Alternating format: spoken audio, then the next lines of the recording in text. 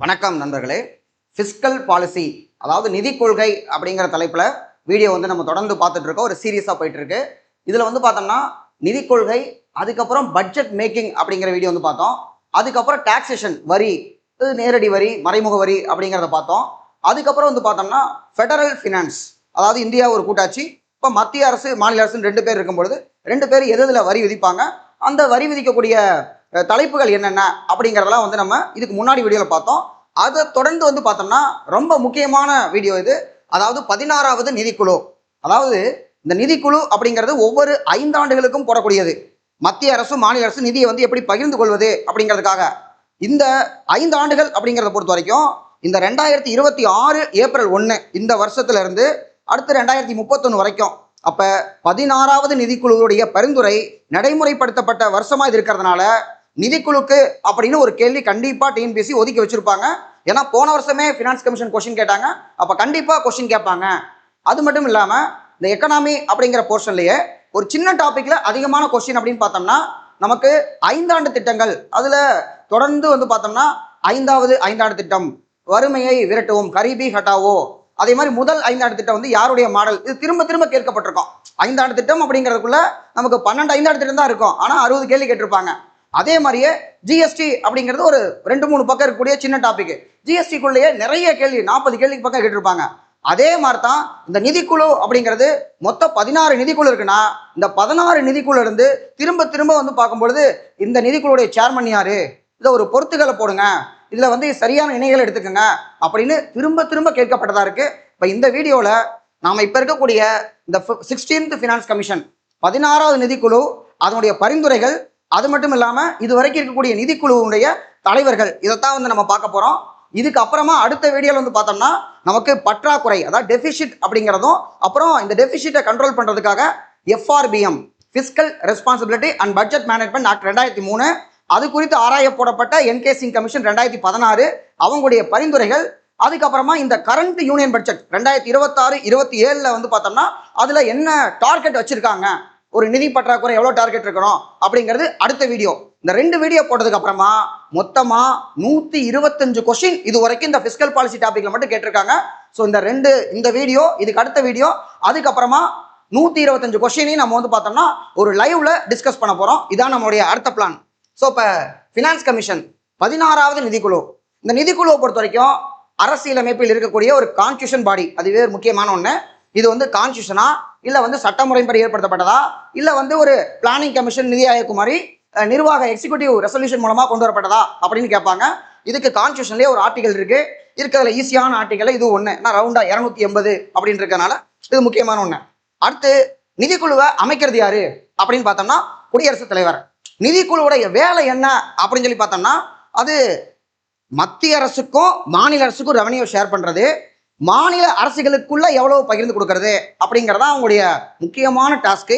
இதுல 16வது நிதிக்குழுடைய சேர்மன் யார் அப்படின்னு பார்த்தோம்னா அரவிந்த் பனகாரியா. பணக்காரியா அப்படின்னு ஞாபகம் வச்சுக்கோங்க, பணக்காரால தான் பணத்தை பகிர்ந்து தர முடியும். ஸோ அரவிந்த் பனகாரியா 16வது நிதிக்குழுடைய சேர்மன். ரொம்ப ரொம்ப முக்கியமான ஒரு ஃபேக்ட். அடுத்தது இந்த 5 ஆண்டுகள் சொன்னேன், 2026-27 இருந்து 2030-31 வரைக்கும். இதோட ஒரு முக்கியமான ஃபேக்ட், இதுக்கு முன்னாடி இருந்த 15வது நிதிக்குழு அதனுடைய சேர்மன் பார்த்தோம்னா என்கே சிங்.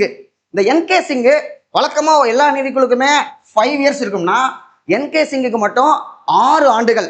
2020 ஏப்ரல் 1 இருந்து இந்த 2026 மார்ச் 31 வரைக்கும், அப்ப 20ல இருந்து 26 வரைக்கும் 6 ஆண்டுகள் பரிந்துரை நடைமுறையில் இருந்த ஒரே நிதிக்குழு பரிந்துரை பார்த்தோம்னா என்கே சிங்கோடது. அது ஒரு முக்கியமான ஃபேக்ட். அடுத்தது இது நம்ம +2 புக்ல இருக்கக்கூடியது.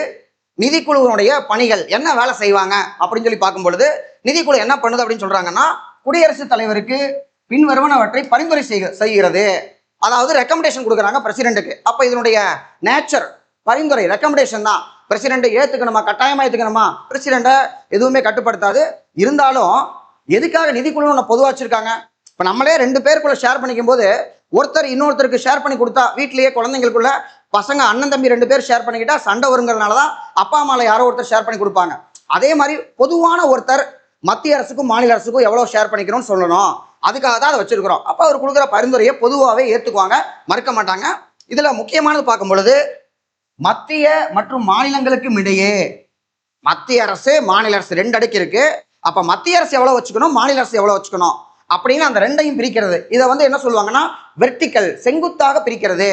அப்படி நம்ம பார்க்கும் பொழுது 59% 100 ரூபாய் வருதுன்னா 59 ரூபாய மத்திய அரசும், மாநிலங்களுக்கு எவ்வளவுனா 41 ரூபாயும். இந்த 41 ரூபா ஒரே மாநிலத்துக்கு வர்றதில்லை, இந்தியாவில் இருக்கக்கூடிய எல்லா மாநிலங்களுக்கும் சேர்த்து மொத்தமா 41%, 41 ரூபாய்னு வச்சுக்கோங்க. 100 ரூபாய்னு வச்சுக்கிட்டீங்கன்னா 41 ரூபாய்னு வச்சுக்கோங்க. இந்த 41 எப்படி பிரிக்கணும் அடுத்து சொல்லுவாங்க பாருங்க. ஒதுக்கீடு செய்து மாநிலங்களுக்கு அவற்றுக்குரிய பங்கை பகிர்ந்தளித்தல். அப்போ ஒவ்வொரு ஸ்டேட்டுக்கு எவ்வளவு வரும், உதாரணத்துக்கு இப்ப தமிழ்நாட்டுக்குன்னு பார்த்தோம்னா இந்த 41% தமிழ்நாட்டோட ஷேர்னு வரும்போது 4.09 அப்படின்னு வரும். இப்போ ரவுண்டா 4.1ன்னு வச்சுக்கோங்க, இல்லை 4ன்னே வச்சுக்கோங்க. 100 ரூபா மத்திய அரசுக்கு வருமானம் வருதுன்னா, டேக்ஸ்ல வருதுன்னா, அந்த 100 ரூபாயிலேருந்து 4 ரூபா தான் தமிழ்நாட்டுக்கு வரும். அப்படிங்கிறதா இந்த ஷேரிங்கோடைய மெக்கானிசம். 16 நிதிக்குழு அவ்வளவுதான் சொல்றாங்க, அவ்வளவுதான் நமக்கு வந்து கிடைக்கும் அப்படிங்கிறது முக்கியமான ஒண்ணு.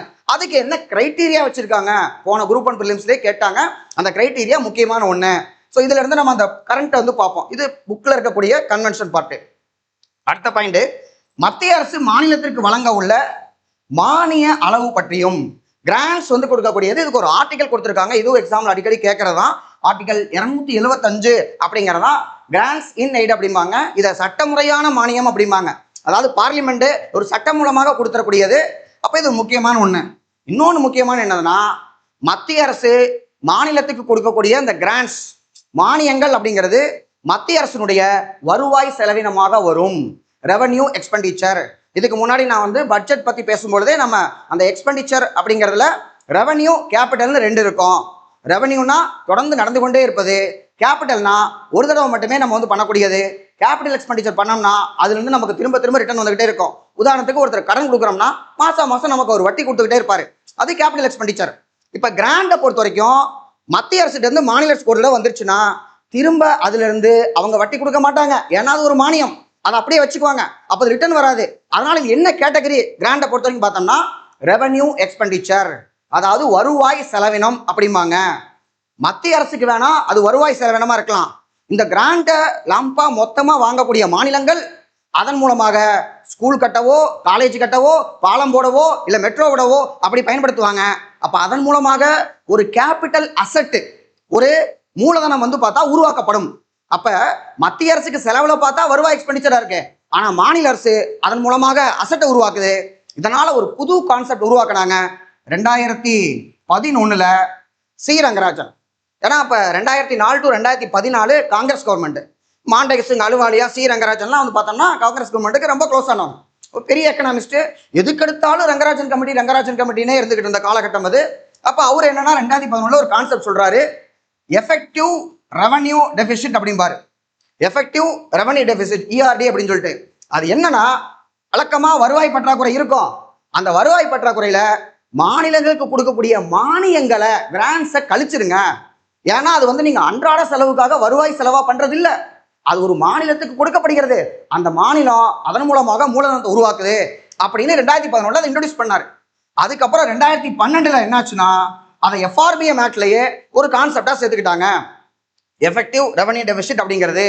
FRBM பத்தி இன்னும் நம்ம பார்க்கல, இருந்தாலும் மானியம் அப்படிங்கிறத பத்தி பேசும்போது முன்னாடியே அதை நான் சொல்லி வைக்கிறேன், அடுத்த வீடியோ வரும்போது அது இன்னும் கிளாரிட்டியா புரியும். அடுத்து வந்து பார்த்தோம்னா இதுல முக்கியமான ஃபோக்கஸ் டேர்ம்ஸ் ஆஃப் ரெஃபரன்ஸ். இந்த நிதிக்குழு வந்து எதை வந்து இது பண்ணோம்னா நம்ம அந்த ஸ்கூல் புக்ல இருக்கக்கூடிய கண்டென்ட் மாதிரி தான் டாக்ஸ் வந்து பிரிக்கிறது. இதுல நம்ம 80வது சட்ட திருத்தம் 2000 கொண்டு வரப்பட்டது. இது 10வது நிதிக்குழு 10, 80, 2000ன்னு ரவுண்டா இருக்குது, அதனால ஈஸியா நம்ம மனப்பாடம் பண்ணிடலாம். ஸோ 10வது நிதிக்குழு பந்த் அப்படிங்கிறவர் தான் அந்த நிதிக்குழு தலைவர். நிதிக்குழு தலைவரை ஒரு ஷார்ட்கட் மூலமாவே பார்ப்போம். 80வது சட்ட திருத்தம் 2000 மேற்கொள்ளப்பட்டது. இதுக்கு முன்னாடி இதுக்கு அப்புறம் சொல்லி இந்த நிதி பகிர்வையே பிரிச்சு போடலாம். ஏன்னா இதுக்கு முன்னாடி இன்கம் டாக்ஸ், அப்புறம் யூனியன் எக்ஸைஸ், அதாவது உற்பத்தி வரி, ஆயத்தீர்வை அப்படிம்பாங்க. அந்த டாக்ஸை எப்படி ஷேர் பண்றதுங்கிற மெக்கானிசம் தான் நிதிக்குழுக்கள் சொல்லிட்டு இருந்தாங்க. 1ல இருந்து 9 வரைக்கும் இருக்கிற நிதிக்குழுக்கள். 10வது நிதிக்குழு பந்து வந்ததுக்கு அப்புறம் பந்த் என்ன சொல்லிட்டாருன்னா, மொத்தமா டிவிசிபிள் பூல் அப்படின்னு சொல்லி எல்லா வருமானத்தையும் ஒன்னா போடுங்க, அதை வந்து எப்படி ஷேர் பண்றதுன்னு சொல்லுங்கன்னு ஒரு மெக்கானிசம் சொன்னாரு. அப்ப இந்த 10வது நிதிக்குழுடைய பரிந்துரை 80ஆம் சட்ட திருத்தம் 2000க்கு அப்புறம் டிவிசிபிள் பூல் மொத்தமா வருமானத்தெல்லாம் போட்டு அதுல இருந்து மாநிலங்களுக்கு எவ்வளவு, இப்ப நான் சொன்னது 41% அப்படின்னு மாநிலங்களுக்கு வந்து கொடுத்துறது. மத்தியம் 59 வச்சுக்கோம். அந்த 41 எப்படி பிரிக்கிறதுங்கிறத ஒவ்வொரு நிதிக்குழும் சொல்லுவாங்க. இது முக்கியமான ஒரு ஃபேக்ட். இப்ப மத்திய மாநில அரசுகளுக்கு இடையேயான நிகர வரி பகிர்வு வந்து சொல்லக்கூடியது. கரண்ட் பர்சன்டேஜ் வந்து பார்த்தோம்னா 41 மாநிலங்களுக்கு வந்து கொடுக்கப்படுகிறது. அப்ப 59 ரூபாயை மத்திய அரசு வச்சுக்குவாங்க, 41 ரூபாயை மாநிலங்களுக்கு எல்லாத்துக்கும் கொடுத்துருவாங்க. இதுல 42% அப்படிங்கிறது பார்த்தோம்னா 14வது நிதிக்குழு இருக்க வரைக்கும், இந்த 14வது நிதிக்குழு அப்படிங்கிறது ஒய்வி ரெட்டி அவருடைய தலைமையில் அமைக்கப்பட்டது. அது வரைக்கும் 42 இருந்தது. ஆனா 2019 ஆகஸ்ட் மாசம் 5ஆம் தேதி ஜம்மு அண்ட் காஷ்மீர் அப்படின்னு ஒரு மாநிலம் நம்ம வச்சிருந்தோம். ஆர்டிகல் 370 சிறப்பு அந்தஸ்து கொடுத்து வச்சிருந்தோம். அந்த மாநிலத்தை என்ன பண்ணிட்டோம்னா யூனியன் பிரதேசமாக தரத்தை குறைத்து 2 யூனியன் பிரதேசமாக ஜம்மு அண்ட் காஷ்மீர், லடாக் என்று 2ஆ உடைச்சுட்டோம். அதுக்கப்புறம் மாநிலம் தான் குறைஞ்சு போச்சே. யூனியன் பிரதேசம்னா மத்திய அரசு நேரடியாக அதை பார்த்துக்கணும், அதுக்கு உள்துறை மூலமா பார்த்துக்கணும். அது பாலிட்டியில் ஒரு கொஸ்டின் கேட்டிருக்கிறாங்க. இப்ப ஒரு மாநிலம் யூனியன் பிரதேசமாக மாறியதால் 1% குறைஞ்சு போச்சு. அப்ப 15வது நிதிக்குழுலையும் 41 தான், 16வது நிதிக்குழு அரவிந்த் பணக்காரியாவும் 41 தான். இது முக்கியமான ஒரு ஃபேக்ட். அதை இங்க கொடுத்துருக்கேன். ஜம்மு அண்ட் காஷ்மீர் யூனியன் பிரதேசமாக மாற்றப்பட்டதை தொடர்ந்து 42ல இருந்து 41 குறைக்கப்பட்டது. முக்கியமான ஒரு ஃபேக்ட். அடுத்து ஹரிசாண்டல் அப்படின்னா மாநிலங்களுக்கு இடையே பகிர்ந்து கொள்ளக்கூடியது. அது எந்தெந்த கேட்டகரிக்கு எவ்வளவு போகுன்னு இருக்கு. போன தடவை குரூப் 1 பிலிம்ஸ்ல நமக்கு அவங்க கேட்டது பார்த்தோம்னா 15வது நிதிக்குழு அந்த கேட்டகரியில ஏதாவது சொன்னாங்கன்னு சொல்லிட்டு, இப்ப 16வது வந்ததுனால கண்டிப்பா இதுக்கு ஒரு கேள்வி கேட்பாங்க, முக்கியமான ஒண்ணு. அடுத்து கிராண்ட்ஸ் இன் எய்டு, இந்த மானியங்கள் ஆர்டிகல் 275 அப்படிங்கிறது நம்ம பார்த்துட்டு ஸ்கூல் புக்ல இருக்கக்கூடியது. அதன்படி கிராண்ட்ஸ் இன் எய்டு கொடுக்கப்படும். அப்புறம் வந்து பார்த்தோம்னா உள்ளாட்சி அமைப்புகளுக்கு எவ்வளவு நிதி தரணும், லோக்கல் பாடி அப்படிங்கிறது நம்ம 73 மற்றும் 74வது சட்டத்திருத்தம் மூலமாக பஞ்சாயத்து ராஜும் நகர்பாலிகாவும் நம்ம உருவாக்குறோம். இந்த பஞ்சாயத்துக்கும் நகர்பாலிகாவுக்கும், பஞ்சாயத்துக்கு என்ன, இந்த லோக்கல் ஃபினான்ஸ் வீடியோல கூட ஃபெடரல் ஃபினான்ஸ் லோக்கல் ஃபினான்ஸ் பத்தி பேசணும். பஞ்சாயத்துக்கு சொத்து வரி, அப்புறம் நம்ம தொழில் செய்யறோம்னா தொழில் வரி, இந்த மாதிரியான திரையரங்குகள் வரி, இப்படி சில வரிகள் தான் இருக்குது, பெருசா சோர்ஸ் வராது. அப்ப மாநில அரசோ மத்திய அரசோ பார்த்து கொடுத்தா தான் பஞ்சாயத்துக்கு பணமே, இல்லைன்னா பஞ்சாயத்துக்கு வந்து பணம் வந்து இருக்காது. அப்ப அதனுடைய ஸ்ட்ரென்தன் பண்றதுக்கு கிராண்ட்ஸை வந்து கொடுக்கக்கூடியதும் இவங்க வந்து சொல்லுவாங்க அப்படின்னு சொல்லியிருக்காங்க. அடுத்து வந்து பார்த்தோம்னா டிசாஸ்டர் மேனேஜ்மெண்ட், பேரிடர் மேலாண்மை. பேரிடர் ஒரு பெரிய பிரச்சனை, ஒரு காலத்துல எல்லாம் எப்பயாவது வரும். இப்ப வருஷம் பேரிடர் கன்ஃபார்ம். அது என்ன பேரிடர்னு மட்டும்தான் நமக்கு வந்து தெரியாது.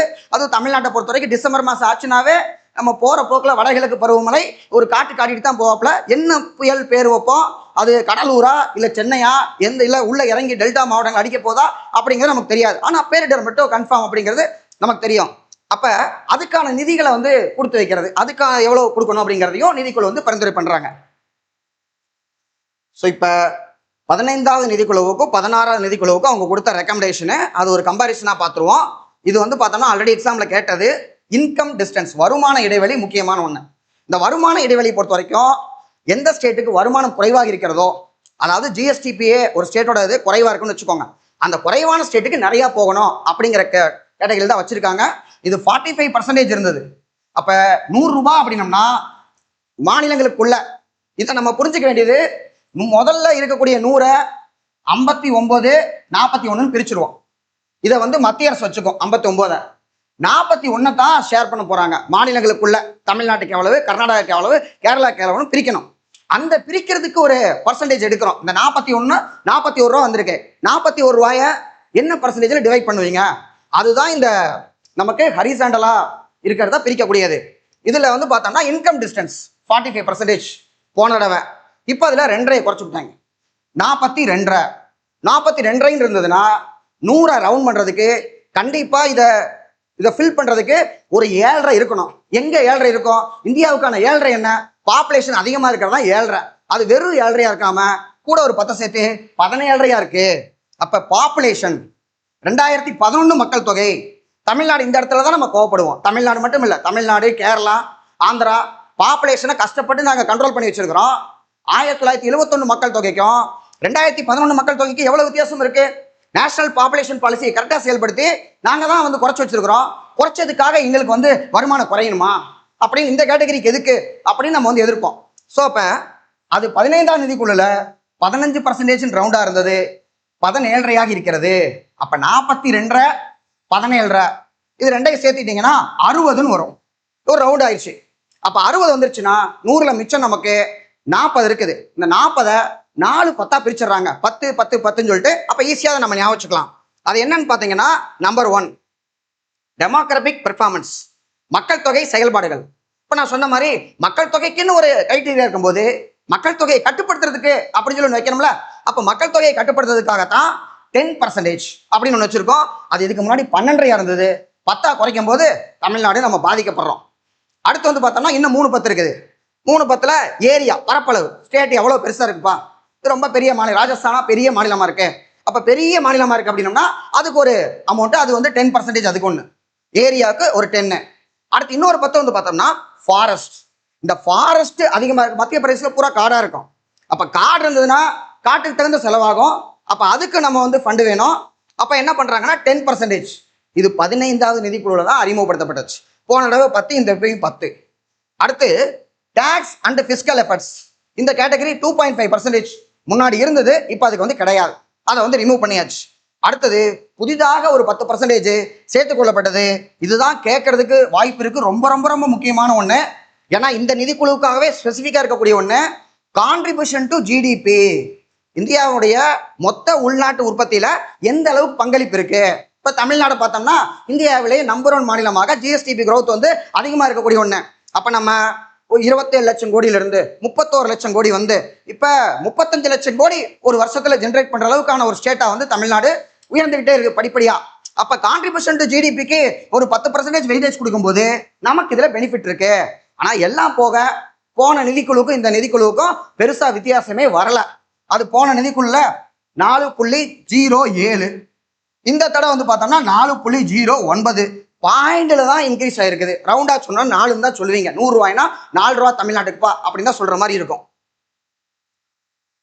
அடுத்தது பிஸ்கல் டார்கெட், அதாவது இந்த நிதி பற்றாக்குறை. இந்த நிதி பற்றாக்குறையை குறைக்கணும் அப்படிங்கிறது அதுக்காகவே ஒரு சட்டம் வச்சிருக்கோம், எஃப்ஆர்பிஎம் பத்தி பட்ஜெட் ப்ராசஸ்லயே அதுல என்னென்ன டாக்குமெண்ட் சப்மிட் பண்ணுவாங்கிறது நம்ம பார்த்தோம். எஃப்ஆர்பிஎம் உடைய ரிவைஸ்டு டார்கெட் என்ன அப்படிங்கறது அடுத்த வீடியோ நம்ம பார்ப்போம். பட் சென்ட்ரலுக்கு வந்து பார்த்தோம்னா என்ன டார்கெட் கொடுத்துருக்காங்கன்னா, நிதி பற்றாக்குறை 3.5% ஆஃப் ஜிடிபிக்குள்ள இருக்கணும். முக்கியமான ஒண்ணு. அதாவது ஜிடிபினா இந்தியாவுடைய ஒரு வருஷத்துல இந்தியா முழுசும் நம்ம எல்லாரும் சேர்ந்து உற்பத்தி செய்யக்கூடிய பண்டங்கள் மற்றும் பணிகளுடைய பண மதிப்பு. அது நடந்து முடிஞ்ச பினான்சியல் இயருக்கு அப்படின்னு பார்த்தீங்கன்னா 25-26க்கு 323 லட்சம் கோடி. அந்த 323 லட்சம் கோடிக்கு தான் நம்ம வந்து பற்றாக்குறை எவ்வளவு கடன் வாங்குறீங்க, அது இதுல 3.5% இருக்கணும். அதுதான் வந்து 3.5% ஆஃப் ஜிடிபி அப்படின்னு சொல்லிட்டு. இதே மாநிலத்துக்குன்னு பார்த்தோம்னா 3 கிடையாது, இதை விட ஒரு 0.5 குறைவு, 3% தான் நம்ம வந்து வாங்க முடியும். முக்கியமான ஒண்ணு. அடுத்து இப்போதைக்கு அதை பண்ண முடியாது. ஏன்னா கரண்ட்லி 4.3% தான் இருக்குது நம்ம டார்கெட் பண்ணியிருக்கிறது. இந்த வருஷம் 2026 to 27 4.3 நம்ம வந்து அதை நிறுத்துவோம் அப்படின்னு சொல்லி டார்கெட் வச்சிருக்கோம். 2030-31க்குள்ள அந்த 3.5க்குள்ள நிறுத்துறதுக்கு வாய்ப்பு இருக்கு அப்படின்னு சொல்லி நம்ம ட்ரை பண்ணிக்கிட்டு இருக்கிறோம். அப்புறம் பார்த்தோம்னா கிராண்ட்ஸ் இன் எய்டு, மானியங்கள் ஆர்டிகல் 275 கொடுக்குறதுன்னு சொன்னோம். இந்த மானியங்கள்ல முக்கியமான ஒண்ணுன்னா இந்த நிதிக்குழு 2 மானியம் மட்டும்தான் கொடுக்குது. அது 2 என்ன அப்படின்னு தெளிவா கேள்வியில கேட்கலாம். ஒன்னு லோக்கல் கவர்மெண்ட், உள்ளாட்சி அமைப்புகள், இன்னொன்னு பேரிடர் மேலாண்மை. இது இல்லாம மாநிலங்களுக்காக எந்த மானியமும் கிடையாது. துறைகளுக்காக ஒரு துறை வைசா இந்த துறைக்கு மானியம் சொல்லி அதுவும் கிடையாது. ரெவன்யூ டெபிசிட், வருவாய் பற்றாக்குறைக்காக மானியம், அதுவும் கிடையாது. இதுக்கு முன்னாடி இருந்த நிதிக்குழுல இருந்த 3 வகையான மானியங்களை எடுத்துட்டு 2 மானியங்கள், 2 கிராண்ட் மட்டும்தான். ஒன்னு உள்ளாட்சி அமைப்புக்கு, இன்னொன்னு பேரிடர் மேலாண்மை. உள்ளாட்சின்னு சொன்னீங்கன்னா 2 வகையான உள்ளாட்சி இருக்கு. ஒன்னு கிராம ஊராட்சி, இன்னொன்னு நகரம். கிராமம் நகரம் 2 இருக்கும் லோக்கல் கவர்மெண்ட்ல. அப்ப அவங்க 2 பேத்துக்கு வந்து பார்த்தோம்னா லோக்கல் கவர்மெண்ட்டுக்குன்னு சொல்லும்போது 7,91,000 கோடி. பேரிடருக்கு வந்து பார்த்தோம்னா அப்ப எவ்வளவு வரும்? பேரிடருக்கு முன்னாடி லோக்கல் கவர்மெண்ட்டுக்கு இருக்கிறத ரூரலுக்கு வந்து 4,35,000 கோடி. 4,35,000 கோடின்னு சொன்னோம்னா இந்த வருஷம் தமிழ்நாடுடைய பட்ஜெட் முன்னாடி இருந்த திமுக அரசு இடைக்கால பட்ஜெட் போடும் பொழுது 4,67,000 கோடி சொச்சத்துக்கு வந்து போட்டாங்க. இப்ப இருக்கக்கூடிய தாவேக அரசு ரிவைஸ்டு பட்ஜெட் போடும்போது 4,72,585 கோடி அதுக்கு வந்து பட்ஜெட் வந்து ரிவைஸ் பண்ணி போட்டிருக்கிறாங்க. அப்ப தமிழ்நாடு மாதிரி ஒரு ஸ்டேட்டை ஒரு வருஷத்துக்கு ரன் பண்றதுக்கு நமக்கு ஒரு 4.5 லட்சத்துல இருந்து 4.25 லட்சம் கோடி வரைக்கும் ஆகுது. அதை வந்து பார்த்தோம்னா ஒட்டுமொத்த இந்தியாவுக்கு இவங்க வந்து ஒதுக்கி கொடுக்கறது ரூரல் லோக்கல் பாடி அது வந்து பார்த்தோம்னா 4,35,000 கோடி வந்து ஒதுக்கி தர்றாங்க. அடுத்து அர்பனுக்கு வந்து பார்த்தீங்கன்னா 3,55,000 கோடி. இதெல்லாம் மனப்பாடம் பண்ண முடியாது. ஆனால் என்ன கேள்வி கேட்பாங்க, ரூரல் அதாவது லோக்கல் கவர்மெண்ட்டுக்கும் டிசாஸ்டருக்கு மட்டும்தான் கிராண்டு, மற்ற கிராண்ட் இல்லை, அதுதான் கேள்வி. இப்போ டிசாஸ்டர் மேனேஜ்மெண்ட்டுக்கு வந்து பார்த்தோம்னா 1,55,000 கோடி வந்து கொடுக்க போறாங்க. டோட்டல் ஃபண்டு 2,04,000 கோடி அப்படின்னு சொல்லி வரக்கூடியது. ரெவன்யூ டெபிசிட்டுக்கான கிராண்டு இல்லை, துறை வாரியாக மாநிலங்கள் கிடையாது, மாநிலங்களுக்கு சிறப்பா இந்த ஸ்டேட்டுக்கு அப்படின்னு சொல்லி கொடுக்கக்கூடியது கிடையாது, எடுத்துட்டாங்க. அது மட்டும் இல்லாம இன்னொன்று முக்கியமான ஒரு கிராண்டு, அது என்னன்னு பார்த்தோம்னா ஸ்பெஷல் இன்ஃப்ராஸ்ட்ரக்சர் கிராண்டு, சிறப்பு உள்கட்டமைப்பு மானியம் அப்படின்னு சொல்லி ஒரு மானியம் கொடுக்குறாங்க. இந்த மானியம் வந்து பார்த்தோம்னா எதற்காக அப்படின்னு எடுத்துக்கிட்டீங்கன்னா, ஒருங்கிணைந்த கழிவுநீர் மேலாண்மை அமைப்பு, comprehensive water waste water management. நமக்கு ஹிஸ்டரியில சிந்து சமவெளி நாகரிகம் படிப்போம். 5000 வருஷத்துக்கு முன்னாடியே சிந்து சமவெளி நாகரிகத்துல எல்லா வீட்டுக்குமே பாத்ரூமே, அந்த பாத்ரூம்ல இருந்து கரெக்டா வந்து பார்த்தோம்னா ட்ரைனேஜ், அதுவும் க்ளோஸ் ஆயிருக்கு, மூடி இருக்கும். அந்த ஸ்ட்ரீட் தெரு எல்லாமே ரைட் ஆங்கிள் கட் ஆகும். இது சிந்து சமவெளி நாகத்தினுடைய ஒரு சிறப்பாகவே நம்ம வந்து பார்ப்போம், திட்டமிட்டு கட்டப்படும் சொல்லி. ஆனா இந்தியாவில் அந்த மாதிரியான நகரங்கள் வந்து கிடையாது. இன்னுமே நமக்கு வந்து பார்த்தோம்னா நகர்ப்புறங்கள் வந்து சரியாக நிர்வகிக்கப்படுவது கிடையாது. அப்ப இந்த கழிவுநீர் மேலாண்மை இதற்காக வந்து சிறப்பா வந்து பார்த்தோம்னா மானியம் கொடுக்குறாங்க. அதற்கான தகுதியான நகரங்கள் பாப்புலேஷன் 10 லட்சத்துல இருந்து 40 லட்சம் வரைக்கும் இருக்கணும். இந்த கிரைட்டீரியாக்குள்ள தமிழ்நாட்டில் 2 சிட்டி இருக்குங்கிறாங்க. அது என்னன்னா கோயம்புத்தூரும் மதுரையும் இந்த கிரைட்டீரியாக்குள்ள இருக்கு. இது ஒரு முக்கியமான ஒரு பாயிண்ட். 5 வருஷத்துக்கு இதுல இந்த ஸ்பெஷல் இன்ஃப்ராஸ்ட்ரக்சர் சிறப்பு உள்கட்டமைப்பு இருக்கு இல்லையா, அதை வந்து எவ்வளவு வச்சிருக்காங்கன்னா 56,100 கோடி. இந்தியாவில் நிறைய அந்த சிட்டிகளாக ஐடென்டிஃபை பண்ணியிருக்காங்க. அதுல தமிழ்நாட்டில் 2 இருக்குது, ஒன்று கோயம்புத்தூர், இன்னொன்று மதுரை. அடுத்து வந்து பார்த்தோம்னா இது மார்ஜினலாக தான் இன்க்ரீஸ் ஆயிருக்கு, ஆல்ரெடி நான் பேசிட்டேன். 4.07 அப்படின்றது 4.09 சொல்லி ரவுண்டா சொன்னா 4 தான் இருக்கு அப்படிங்கிற மாதிரி இருக்கும். 15வது நிதிக்குழுக்கும் 16வது நிதிக்குழுக்கும் தமிழ்நாட்டை பொறுத்த வரைக்கும் 100 ரூபா வந்துச்சுன்னா 4 ரூபா தான் தமிழ்நாட்டுக்கு. அடுத்து நமக்கு வந்து இவ்வளவு பணத்தை வாங்குறோம்னா இந்த பணமெல்லாம் நிறைய லாஸ் ஆகுது அப்படிங்கிறாங்க. அந்த லாஸ்ல முக்கியமான காரணம் வந்து பார்க்கும்போது, ஒன்று நம்முடைய பொதுத்துறை நிறுவனங்கள், குறிப்பா வந்து மின்சாரத்துறை வந்து நஷ்டத்திலேயே போயிட்டு இருக்கு. மின்சாரத்தை உற்பத்தி பண்ணி அதை மக்களுக்கு வந்து நம்ம விநியோகம் பண்றோம், அதை வந்து நஷ்டத்திலேயே கொடுத்துட்டு இருக்கோங்கிறாங்க. ஆனா இப்ப கரண்ட் பில்கள் நிறைய வந்திருக்கு, நம்ம ஒத்துக்க மாட்டோம். அடுத்து டெமோகிராபிக் சேலஞ்ச் என்னன்னா, தமிழ்நாட்டில் இருக்கக்கூடியவங்களுக்கு நிறைய பேருக்கு வயசாயிருச்சு, முதியவர்களா இருக்காங்க. அப்ப முதியவர்களால வேலை செய்ய முடியாது, பார்த்துக்க வேண்டிய பொறுப்புகள் வந்து அரசுக்கு தான் இருக்கு அப்படின்னு சொல்லிட்டு, அப்ப அதுகளுக்காக என்ன பண்ணோம், முதியோர் இல்லங்கள் கட்டணும். முன்னாடி அன்புச்சோலை அப்படின்னு சொல்லி நம்ம வச்சிருந்த மாதிரி அதற்கான பொழுதுபோக்கு மையங்கள், இந்த மாதிரி முதியோர்களுக்கு தேவையான மருத்துவ வசதியிலேருந்து எல்லாமே நம்ம பண்ணி தரணும்ல. அப்ப செலவு நிறைய ஆகுது அப்படின்னு அதுக்கு ஒன்று சொல்றாங்க. அடுத்து நகரமயமாக்கல் இருக்கனால எல்லாமே சிட்டியா மாறிட்டு இருக்கு, அப்ப அதுக்கு தகுந்த செலவு வந்து எங்களுக்கு நிறைய ஆகுது அப்படின்னு தமிழ்நாட்டுடைய தரப்பு. அடுத்து வந்து பார்த்தோம்னா பிஸ்கல் டிசிப்ளின், பொருளாதார பங்களிப்பு அங்கீகரிக்கப்பட்டாலும் வரி முயற்சி அப்படிங்கிற அந்த பிஸ்கல் எஃபர்ட் இருக்குல்ல, தூக்கிட்டாங்கல்ல, அது டாக்ஸ் எஃபர்ட், அது ஒரு முக்கியமான பிரச்சனைன்னு நம்ம சொல்றோம். அப்புறம் இது வரைக்கும் இருக்கக்கூடிய நிதிக்குழுவுடைய தலைவர்கள், இந்த நிதிக்குழு அப்படிங்கிறத மனப்பாடம் பண்ணலாம். இப்போ நான் வந்து பார்த்தோம்னா எல்லாத்தையுமே டைரக்டா நம்ம மைண்ட்ல நிற்காது. அப்போ ஏதாவது ஒரு கோடு வேர்டு வச்சு தான் இது பண்ணுவோம். உதாரணத்துக்கு நான் படிக்க ஆரம்பிக்கும் போது இந்த உலக தமிழ் மாநாடுகள் இருக்கும், அது வந்து பார்த்தோம்னா ஒரு கோடு வேர்டு சொல்லுவாங்க.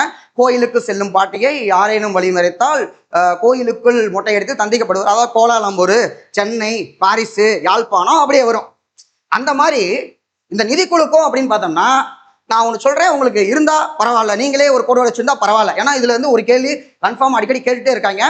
ஸோ அப்ப நியோகி, ஒரு யோகி உடம்பெல்லாம் சந்தனத்தை பூசிட்டு சந்தா வாங்குறதுக்காக ராஜாவை பார்க்க போனாரு. எதுக்கு சந்தா அப்படின்னு சொல்லி ராஜா கேட்டோன்னே, ஒரு மாவீரர் தியாகி, அந்த தியாகிக்கு பிரம்மாண்டமா செலவு வைக்கணும், அந்த செலவு வைக்கணும் அப்படிங்கிறதா பிரம்மாண்ட செலவு வைக்கணும் அப்படின்னு சொல்றாரு. உடனே அந்த ராஜா ஜவானை கூப்பிட்டு ஒரு சால்வையும் பேண்ட்டும் கொண்டு வாப்பா அப்படின்னு சொல்லிட்டு, நீ வைக்கிற சிலை இந்த சால்வை பேண்டோடு இருக்கணும், கேஜிஎஃப்ல கரடனுக்கு செலவு வச்ச மாதிரி இப்படி இருக்கணும் அப்படின்னு சொல்லி ராஜா சொல்றாரு.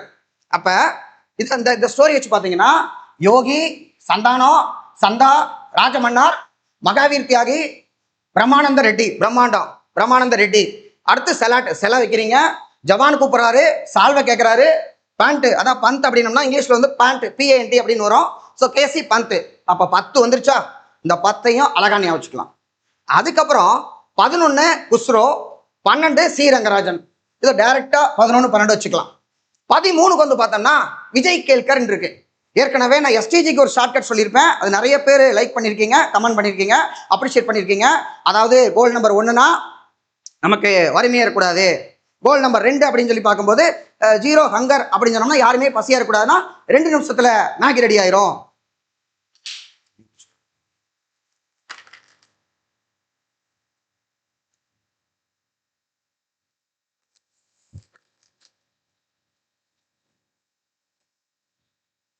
பசியை பத்தி பேசணும்னா எனக்கு பசிக்க ஆரம்பிச்சிருச்சு. ஸோ அதில் 2, 3 அப்படின்னம்னா 3 வேளை சாப்பிட்டா ஹெல்த்தியாக இருக்கலாம். 4 அப்படின்னம்னா 4 எழுத்து படித்தா நமக்கு வந்து கல்வி. 5 பெண்கள் அஞ்சக்கூடாது, பாலின சமத்துவம். 6 தண்ணி, அது நல்ல குடிநீர். 7 நாள் கரண்ட் இருக்கணும். 8 மணி நேரம் வேலை, மாணவிக்கு வேலை. இப்படி அதில் வந்து பேசியிருப்பேன். அதில் 13ன்னு சொல்லும் பொழுது 13னா பேய், 13 நம்பர் வீடு அப்படின்னா பேய் வீடு, சின்ன வயசுல கேள்விப்பட்டிருப்போம் அந்த மாதிரி. அப்போ 13 அப்படின்னா பேய்ங்கிறத வச்சு எஸ்டிஜி கோடு நம்ம ஞாபகம் வச்சிருப்போம். அதாவது கிளைமேட்டு, பேய் காத்து அப்படின்னு சொல்லிட்டு. இப்ப 13னா பேய்ங்கிறத மைண்ட்ல வச்சுட்டு விஜய் கேல்கர், விஜய் கேர்ள் ஃப்ரெண்டு, அதாவது விஜய் சேதுபதி சார் நடுவில் கொஞ்சம் பக்கத்தக்கான ஒரு படத்துல யாரா அந்த பொண்ணு பேய் மாதிரி இருக்கு அப்படிம்பாரு. அப்ப கேர்ள் ஃப்ரெண்ட பேய்ன்னு அந்த படத்தை சொல்லியிருப்பாங்கல்ல. அப்ப விஜய் கேல்கர்னா விஜய் கேர்ள் ஃப்ரெண்ட் பேய், 13 விஜய் கேல்கர் அப்படின்னு சொல்லி ஈஸியா வச்சுக்கலாம். உடனே இவர் விஜய் கேல்கர் வந்து கேர்ள் ஃப்ரெண்ட பேய் மாதிரி இருக்கணும்னு ஒய் திஸ் பலவரி அப்படின்னு ரெட்டி கேட்கிறாரு. ஏப்பா இப்படி சொல்ற, அப்புறம் ஏப்பா நீ கேர்ள் ஃப்ரெண்டா வச்சிருக்க அப்படின்னு. என்கே சிங், இப்ப தமிழ் தெரியாதவங்க எனக்கே அப்படிங்கிறத என்கே அப்படிம்பாங்கல்ல. அப்ப என்கே சிங்கிளா இருக்காங்கப்பா. அது மட்டும் இல்ல, அவங்க பணக்காரியா அது இல்ல. 16வது நிதிக்குழு அரவிந்த் பணக்காரியா, இது ஒரு கோடு வேர்டு. இதை விட பெஸ்ட் கோடு வேர்டு தான் நீங்க ஞாபகம் வச்சுக்கோங்க. நான் இப்படித்தான் ஞாபகம் வச்சிருக்கேன், எனக்கு அப்பப்ப ஞாபகம் வருது. ஸோ 16 நிதிக்குழுக்கள் இருக்கு. இதுக்கப்புறம் நம்ம கொஸ்டின் வச்சு பேசும்போது அதை ஒன்னொன்னா ரீகால் பண்ணிக்கலாம். தேங்க்யூ.